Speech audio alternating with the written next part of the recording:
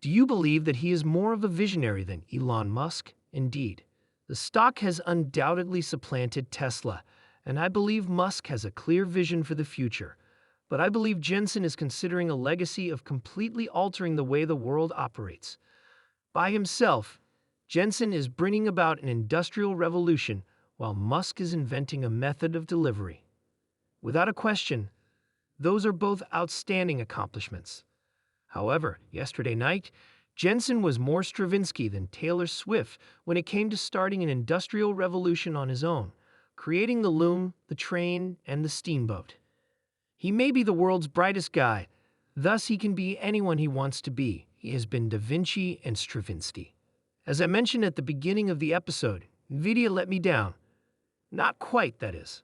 Although their positive surprise is getting smaller, they still blew past the analyst assessments. Traders were unhappy by this and the new chip iteration's delay, which led them to sell the shares today. Although it's not as good as it was yesterday, it's still above 137% for the year. People of all stripes are now emerging, and they're not only disparaging NVIDIA, but also asserting that the entire AI concept is flawed. Of course, when I think about it, that's not how I perceive it. Despite the extremely high expectations, NVIDIA posted a very strong quarter that prevented the price from plunging.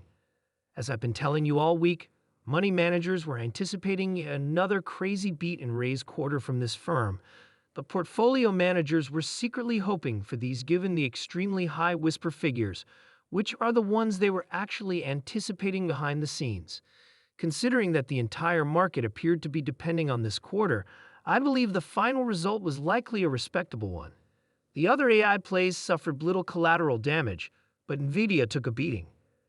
I believe you should wait for some of the hot money to leave NVIDIA before attempting to purchase the company on a downturn, as we advised members of the CNBC Investing Club last night. However, I didn't hear anything last night about the thesis being changed. To put it another way, AI is the thesis. Nothing convinced me to rethink my opinion that you should just own NVIDIA rather than trade it.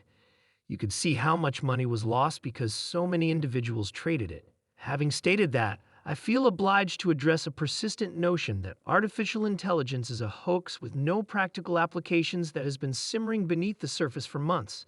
Some people still find it difficult to imagine what companies could achieve with faster computing or generative AI. Jensen consistently mentions those two patterns. They have witnessed the profits made by NVIDIA and other AI-related hardware companies from the sale of the required infrastructure. Dell and Marvell Technology both had strong results tonight. Amazon, Microsoft, Alphabet, Meta, and other so-called hyperscalers have all spoken to them about spending tens of billions of dollars on AI infrastructure. They may have even employed generative AI tools like Google's Gemini, Anthropic's Claude. I like that one. OpenAI's ChatGPT. That's theirs. And Meta AI. In my opinion, it's also hilarious, ironic, and really awesome. However, the majority of people still find it difficult to understand why all these large corporations are investing so much money in artificial intelligence. No matter how much you enjoyed ChatGPT, it almost seems ridiculous that any of the digital giants would spend tens of billions of dollars on something like that. Many people have specifically inquired as to whether anyone is actually seeing a return on their investment in AI. Has this increased anyone's gross margins? The most convincing AI use cases have been delayed to emerge, to be fair to the skeptics.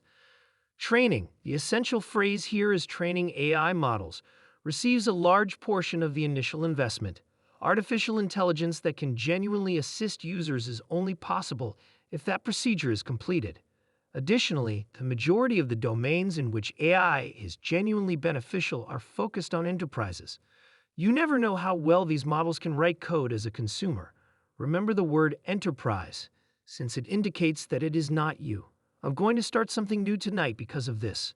A rolling list of some of the most impressive AI application cases that we have heard about will be maintained by me. Some of these, like the large generative AI platforms, have been available for some time. Although there is a free version of ChatGPT, OpenAI generates income from $20/month ChatGPT Plus subscriptions and more expensive options for enterprise clients. There you have it.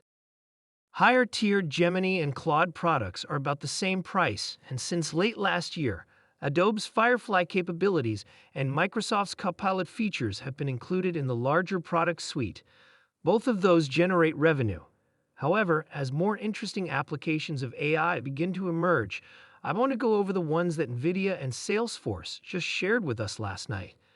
During his appearance on the show last night, Salesforce CEO Mark Benioff discussed the growing popularity of his Agent Force AI technology. Agent Force assists businesses in developing AI sales and service agents that are completely self-sufficient. Benioff discussed some of the businesses who have already used Agent Force and experienced significant outcomes on last night's show, which is actually sort of an exciting thing. This includes ADP, the top payroll processor, and Opentable, a restaurant reservation tool owned by Booking Holdings, a highly profitable business. However, Mark gave two very strong examples. Wiley, the company that makes college textbooks, and Wyndham Hotels and Resorts, the biggest chain. In the past, these businesses would have had to engage in a lot of seasonal surge recruiting, which is costly and detrimental to their gross margins. However, they can now address seasonal demand trends with Agent Force. With Agent Force, they are no longer required to do it. Let me give you another great example with Wiley, the textbook company, which is also using Agent Force. This is how Benioff stated it. They can directly increase their customer service capacity by using Agent Force, and they are now seeing amazing seasonal demand as children return to school. They can now simply employ Agent Force to take on that extra capacity rather than hiring or attempting to expand their customer service organization and train all these people, which is, incidentally, what they have done in the past. Excellent exposition of a topic we will discuss extensively when we visit Dreamforce on September 17.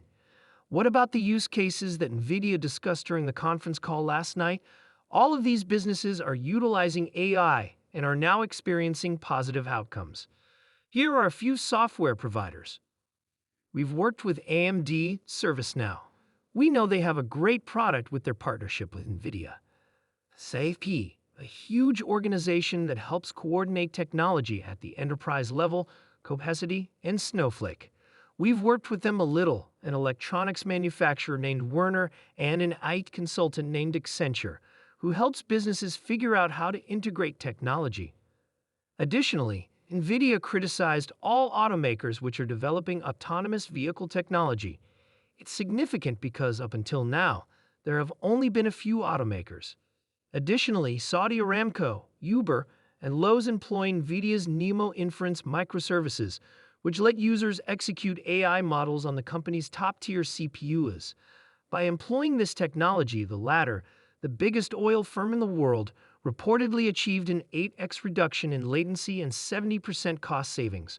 On the call, CFO Colette Kress now went over each of these scenarios. In addition to being the agent power, Mark Benioff said, we are discussing AI-powered chatbots, which are generative AI copilots and agents that aid in the development of new apps and boost worker productivity. Amdocs, for instance, saw a 30% reduction in customer service expenses by utilizing NVIDIA technology. The electronics manufacturer Werner talks about how they can better plan out their operations by utilizing NVIDIA's AI Omniverse. In order to evaluate what will occur in the actual world, you make changes in the Omniverse. This helps them remove a lot of waste and lower end-to-end cycle durations by 50%. I spoke with you about that digital twin stuff.